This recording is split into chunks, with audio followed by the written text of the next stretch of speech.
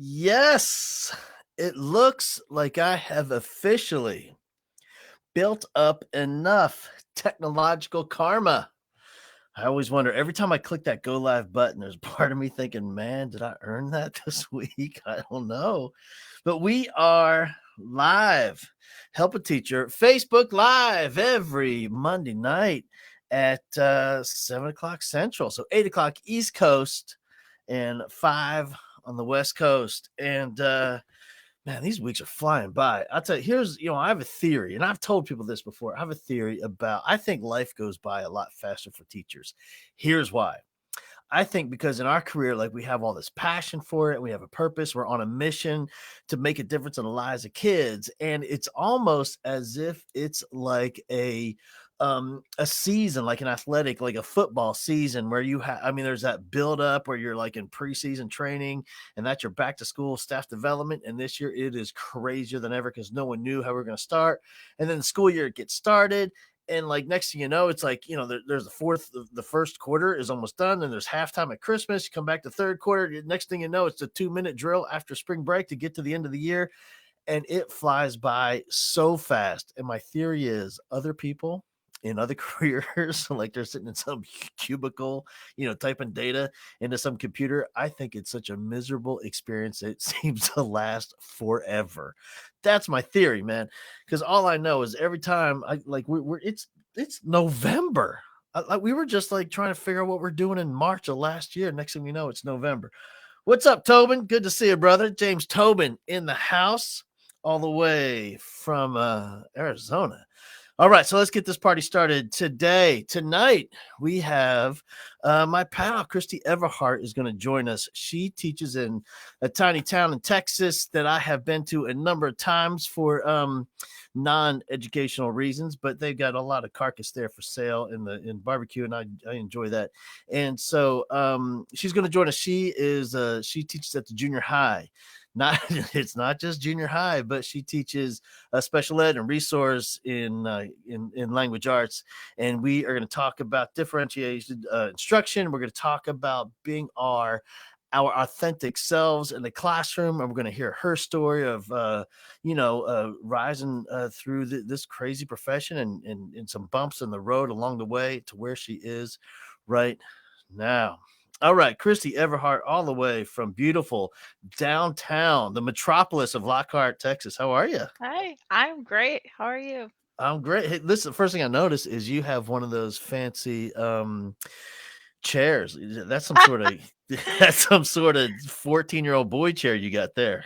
Dude, I do claim to be a gamer, not so much as my husband, but yes, absolutely. He's still trying to make me officially a gamer, and that was his Christmas gift to me a few years back. That and the whole teacher office. So Yeah. compliments to the husband. So he gave you a gaming chair for your Christmas. It's Yes. sneaky. I see what he's doing. Uh-huh.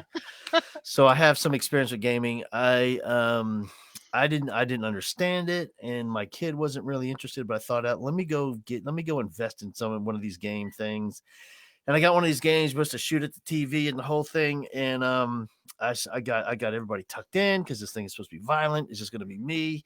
I'm going to get out all my stress, and I couldn't even get through the training phase of this thing. I got so frustrated. I never played it again. Been there, done that. I'm that way on shooters, although like my depth perception's non-existent. So my husband's like, "You need to play shooter games." I'm like, "I can't. I can't make it past the tutorial." But I can do some games. We're working on it. And what the cool thing a bit is about my kid, my boy, he like is a video game. Like he has no interest in sitting down and playing one. He'll go do that stuff. Like he'll That's jump off the cool. roof and ride the bike and do the wheelie and jump out of the tree, the whole bit. Wow. So we don't spend money on games. We spend money on medical bills. I was gonna say I would break. I would Hey, let's get into it. So, you have been in the game for over a decade. This is your 13th year? Is that right? 13 years. Yeah, 2008 was the beginning. Yeah. So And so for you, I'm always curious, like, what was the impetus for becoming a teacher? I know for lots of teachers, school was easy and they participated, they're involved in everything, they're super successful and it was fun. So they just, well, I'm going to just keep doing this. Was that your truth or was it something different for no, you? No, absolutely not. I was actually just talking with my mom about this weekend. I'm like, this is crazy that I'm this passionate about it, and I enjoy talking to other teachers, and everybody's like, "Well, why are you a teacher?" I'm like, I don't know. I kind of just always wanted to do it. I always wanted to teach. I went home. I had like all my little Barbie dolls as a kid, and we played school after school. And then I was the crazy kid who like got all the back in the day, like in the 90s when you had all those like little workbooks that you had to like fill in. I would take those home because that was what I would do for fun. Like super nerd, but it was definitely not like because I had the greatest teachers or anything. Like I've just always, I guess, I love learning. I love the struggle that comes with, trying to figure something out. And Yeah. that's just always been what I've done. And so, Yeah, man, I think there's something to be said about that where and I think a lot of times we forget like that's where the glory lies for kids. Like that's where they start to love school is when they do something challenging, when they're inspired and empowered to do something really hard and then get through it and come out on the other end. That's when they mhm, really start to love the process. It's I think sometimes we get caught up in we don't want them to be uncomfortable when really, ultimate comfort comes from being uncomfortable. exactly. Yeah. You got to have the struggle. And so what was it in high school that you knew for sure this is what you're going to do and then went to college and majored in education? So in high school, I actually said I was going to be a band director. Because I was like super into the music thing, and that was pretty much it was going to be that, or I was going to be a writer. And I kind of got told that writers don't get paid a lot, so I should probably look outside, you know. And so went as a music major and spent 3 years in music major. Decided after, well, I got to go to Carnegie Hall, so that was the big one, and that happened junior year. And then after that, I was like, dude, I did everything I want in music. And I was like, what now? Because I tried to go back my senior year with the music major, and I was like, well, I still know I want to teach because by then I'd spent a little time in the schools, and I thought it was, oh, this is really cool, like working with others to build up their passion, and that was fun. And but I wasn't like happy. Like senior year music was just not very fun. So can you imagine having to go home to mom and dad and say, by the way, I kind of don't want to do this anymore? And they're like, well, what are you gonna do? Well, I don't know. But you're a senior. You've got 1 year, stick it out. I don't want to. And it's the weirdest experience. I was actually getting my hair done. I was about to get married. And so we were doing a practice run on my hair, and this lady was there. I'd never met her before. She was an educator. And we were just talking because that's like what ladies do in hair salons. And so I was like, yeah, I'm majoring in music. I guess I'll be a music teacher. That sounds like I can live with that. And she's like, oh no, girl, get out of that. And she's like, go major in elementary education because then you've got enough years as a musician, you got the hours in college, you can still teach music, but at least you will be guaranteed a job. And so I switched to elementary education, moved down because I had been in East Texas, and I moved back home to San Marcos and went to Texas State and changed my major to elementary education, which surprisingly, I've never been in an elementary school outside of that. Like my first job is literally at the junior high, and that's not what I went to school for, but I have fallen in absolute love with it and can't imagine going back to elementary or switching. So it's been crazy. Here's what I know is for lots of junior high teachers, like that's their thing. Like they found it. They have no interest in 17-year-olds and they have no interest in 7-year-olds. Right there in the middle. And you know what it is? I think for some people, like their DNA is such that they see that age as where they can have their most impact with their style of teaching. It's such an awkward time, man. It's so hard for kids at that age. They're weird and lanky and gangly, and they get zits on their head, and they feel crazy self-conscious, and they don't know if they're a child or they're becoming an adult. Like what is going on? And to have that group of people that can support them and love them through that whole experience, man, it's just amazing. It's like heroic work. I love it. They're so funny, and then they look at me, of course, like, "Miss, you're old," and I'm like, "Yeah, I know. Like, I've been around longer than you've been alive right now," which is crazy. And then, and then when they find out, like, because it takes them about all of maybe a day to figure out that I'm not like the others or whatever. "You're not a normal teacher, are you?" I was like, "No, not really. Like, I'm me." And they're like, "Wait, like, well, right now it's like Among Us, and they're like, "You play that?" I was like, "Heck yeah!" Like, so it takes Right. me about a day to get, chill with them, and then they're like, "Oh wow, like you're just not what we expect. Like you're not an adult. Who are you?" So perfect. It's so fun. You know what it is? I think for a lot of educators, it's hard for them to really discover who they are as a teacher, because when you come into teaching, like you go through all this coursework, and then hopefully you're visiting schools, and hopefully you have a good student teaching experience where you can have some mentors along the way. But really, as much as we like to think we can teach a teacher how to teach, man, you just got to get in there and do it. And Exactly. I mean, it's kind of like talking to somebody about having a baby. You got to go have the baby. Like that's how you find out about being a parent and having babies. And so when you get in a classroom, you're just doing what other people did. You're doing what you saw other people do, and the lady across the hall. She seems her kids are paying attention, so I'm going to do whatever she's doing. And then you hear somebody yell at kids, so that worked from their class. I'm going to yell at kids in my class, and you just get caught up in this whole thing. And it takes a while for people to really discover how to be their authentic self in the classroom. Yeah, I think for me it took about 9 years, and I think that that's where I really started to set in. And I was doing exactly what you said, like well, this is what I should be, and this is what everybody else is doing. And oh my goodness, like it was Yeah. just not working for me. Like, you know, I was trying, well, okay, and I'm not type A, which in junior high teaching world, well, teaching world in general, everybody's like got their perfect little planner, and they're very organized, and I'm like, dude, it's all in my head. It's all gonna work out. Like, I did not vibe well with like my other teammates because I was not organized. And I'm like, I'm trying. Can you just teach me how to be organized? And God help them, they tried, and like I don't function that way. And so I struggled. I really struggled because I thought, what am I doing wrong? Like, and then too, back when I started in 2008, not everybody was, playing video games and, liking, like I watch Japanese anime, and, I am such a kid, really. And, it was not the cool thing to do in 2008. They're like, who are you? And it was really hard to try to get to fit in. I tried, and I just was failing miserably.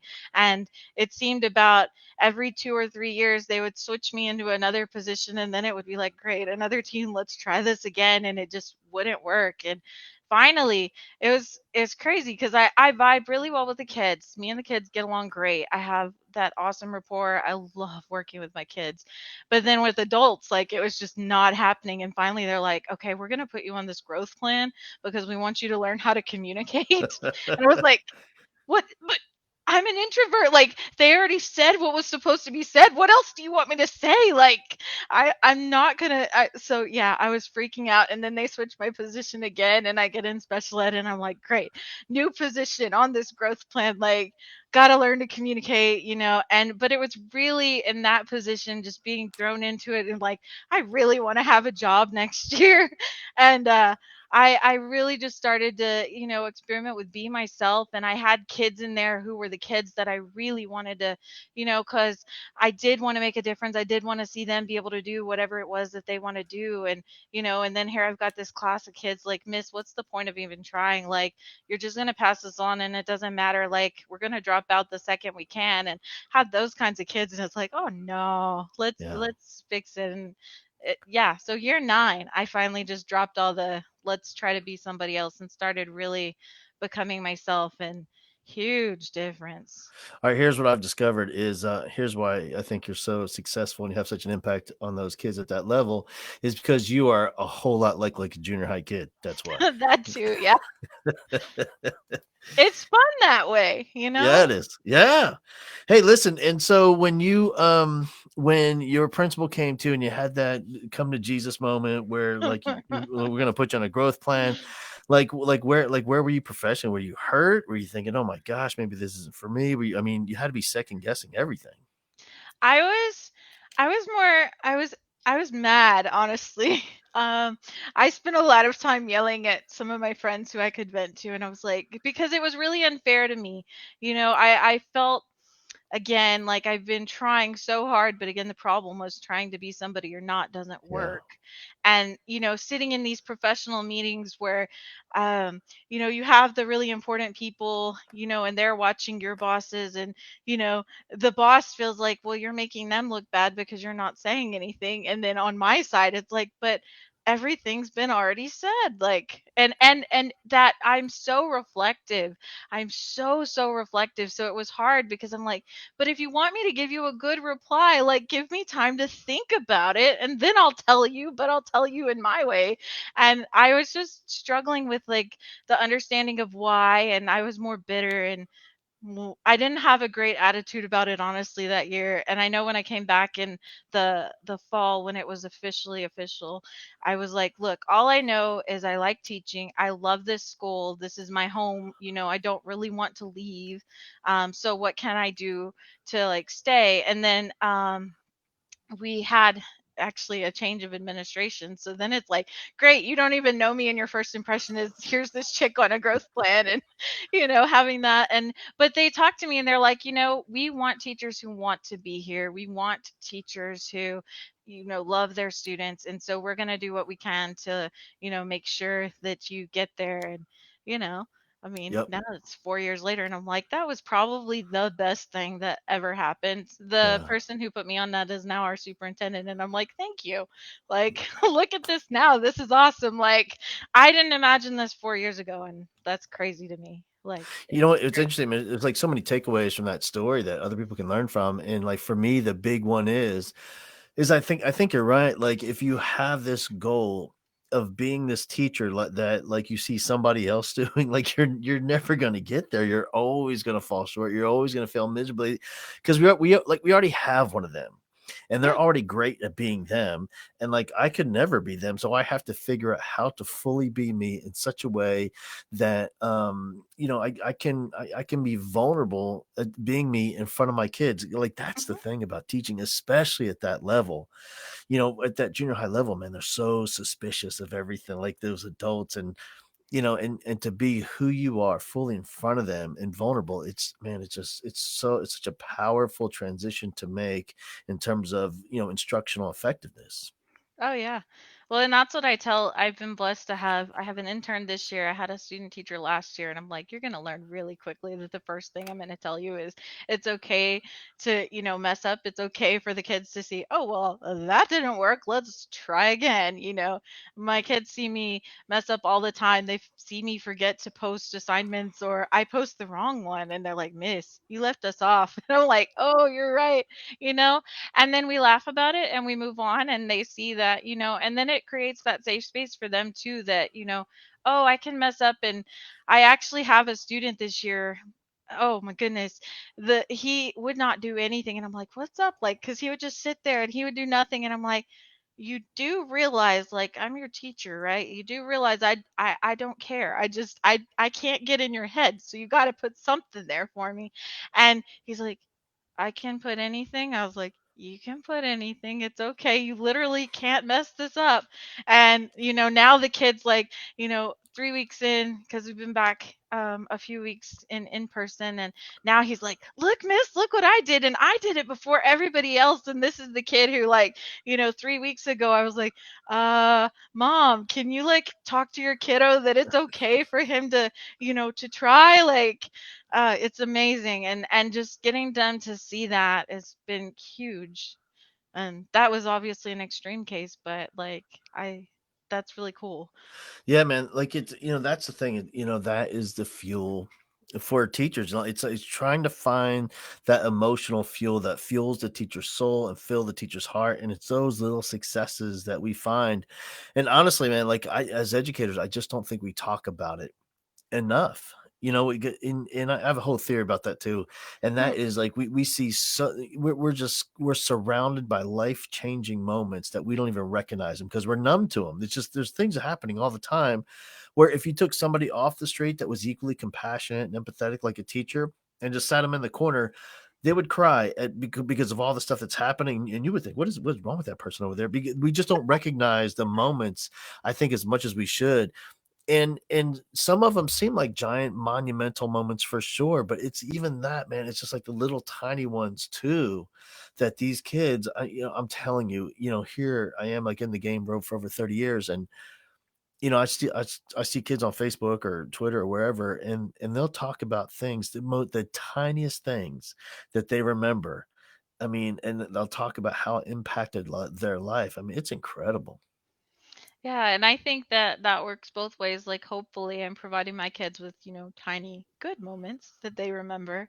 Um, and that was my thing too. I was like, well, I do not want to go back and be, what I had as an educator and what I remember. Like, and I think that really knowing and remembering like where you're from and the experiences you had also help build into that and what you Yeah. pour into your kids.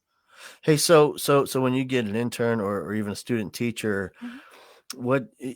as they're spending time with you, what is one of the things that you want them to remember as they begin their career?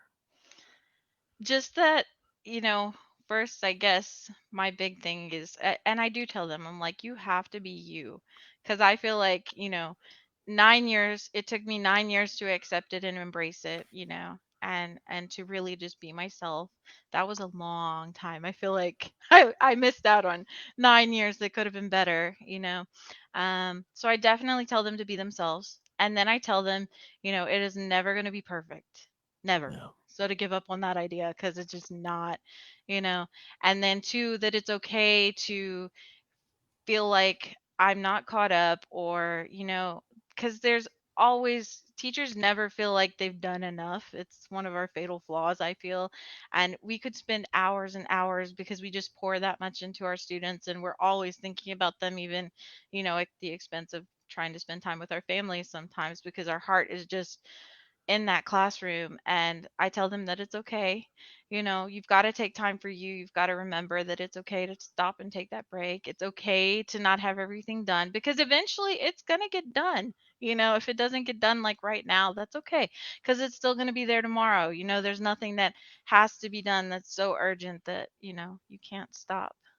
So, Yeah, in terms of just taking care of yourself and making yourself a priority, it's, we always say, like, you can't, give away that which you don't have. And so if we're running short on all those things, it's really, really hard to be a great teacher when you're not feeling great about what you're giving yourself and what you're giving to your family at home.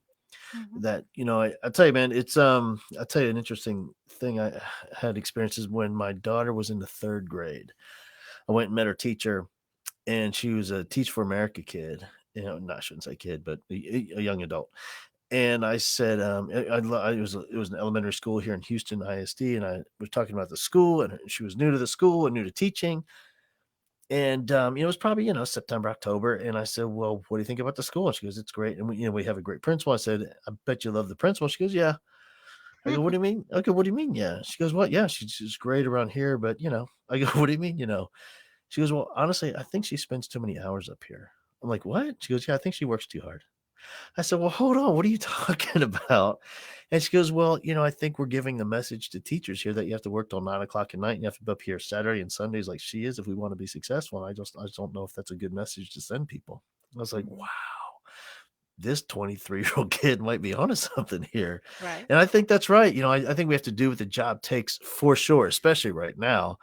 But yeah, I think there has to be some sort of a message to our teachers that, we need them to take care of themselves. Well, you can't give, your best if you're exhausted and, you just can't. You're too exhausted to plan correctly. You're too exhausted to, put the energy into a great lesson because it takes a lot of energy to present, let's be real, what some really dry content sometimes, and you Right. still have to sell it. You can't do that if you're dead. Yeah. For me, I'll tell you the thing it really lacks when I'm tired, like I'm really exhausted, is just creativity. Like I just cannot function. I cannot come up with anything really good and creative if I'm just burned out. Like I need time just not to even think about school. Just give me a few hours and then I can get creative. Yeah, that reset time is nice. Yeah. Hey, Shutting down the so computer to stop is hard, but you ain't kidding. Hey, so this year, man, it's been unlike anything any of us have ever experienced. And when you went into kind of doing some online stuff, we I know for you, like, building connections with kids and the relationship and building the family is critical. And do you feel like you were still able to do that online? I will say that I have worked as hard as I can to do that online.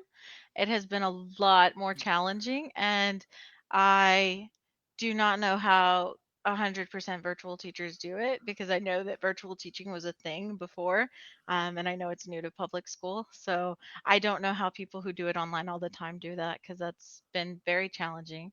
I will say, however, that it did like one thing I'd been terrible about is I'm great with my kids, but I am not so great at ever communicating with the parents and having virtual, like I do not feel comfortable like texting my students. So I've gotten to know my parents very well this year, and that's been like, ooh, this is year 13 and I'm finally talking to parents. Like so I will say that's a good thing, like just being real. I've gotten to know them, and so I've got great rapport with my parents this year too. So Yeah. You think moving forward, you'll keep it up? I hope to. I really hope to. Um, I have noticed that, having hybrid now, it feels a lot easier with the students who are in person than it is with the virtual. I sometimes forget that I'm supposed to text a message, "Hey, we're going live in a minute." Yeah. And I'm very grateful when they are online. It's just harder. It's harder when it's hybrid, if I'm being very real. Hey, But I what hope what to. um what what percent do you have kids in class and online? Oh, you It would ask me numbers. ish. Just guesstimating. Um, I think a little over half of mine are in person for most of my classes, and then I have one class that it's kind of backwards, a little under half are in person. Yeah. So, and that And then one's really challenging.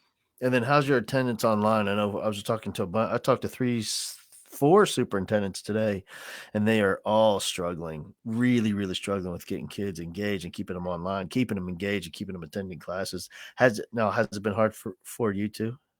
Yes, it has, and I have some that I just feel like the priority is not on that, and not on their students coming. I do have my faithful few, and I have very small classes. So when I'm saying I have my faithful few, that's like probably half of my virtuals that are amazing and show up even when I don't have time to sit and send them a text before, that they're always there. And that's very encouraging and very nice. And, we're working on getting the classroom set up so they feel like they're participating as well. And I will also say having an intern that is not allowed on campus has been interesting because it's forced me to have, you know, the virtual being able to interact with the in person. It's just been different. Yeah. Hey, listen, I lost your stream. I'm not sure where you went. But I mean, I hear you, but I just don't Oh, see you. I don't know what happened. weird. I know. But I'm going to tell you if you want to try logging back in, I'm going to tell a quick story about a Okay, kid that was hang on. online that this was at a school in New Mexico. And this is at a school where they harvest a lot of the chili peppers. And so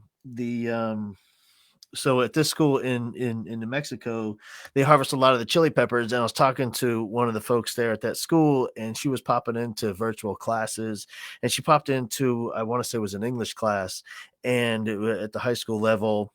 And there was only one student showed up for class that day, but this kid was was actually cleaning the chili peppers that she had picked in the fields that day, and she has her phone set up as she's washing chili peppers, getting her English lesson. And I thought, my goodness, like that kid. I mean, here we have these migrant workers, and this kid has figured out a way to figure out how to get a phone so she can attend class while she's working for her family. It's just, man, there's just stories like that. Like I think, we I feel that we're blessed to know kids like that. Like that's awesome. Yeah. Yeah, in our district, we're very fortunate. Our district made it a thing this year to make sure that all our kids got a device, so they all do have the ability. And then we got a thing called Lion Link that we're working on making sure all our students have access to internet access, and that's rolling out its final stages, which is exciting. So we're Yeah. making sure that they have that access, and that's been really cool too. Because I've been on a tech platform, and I want my students on tech. So it's been nice to, you know, have the ability that they all have a device and can work with that. Yeah.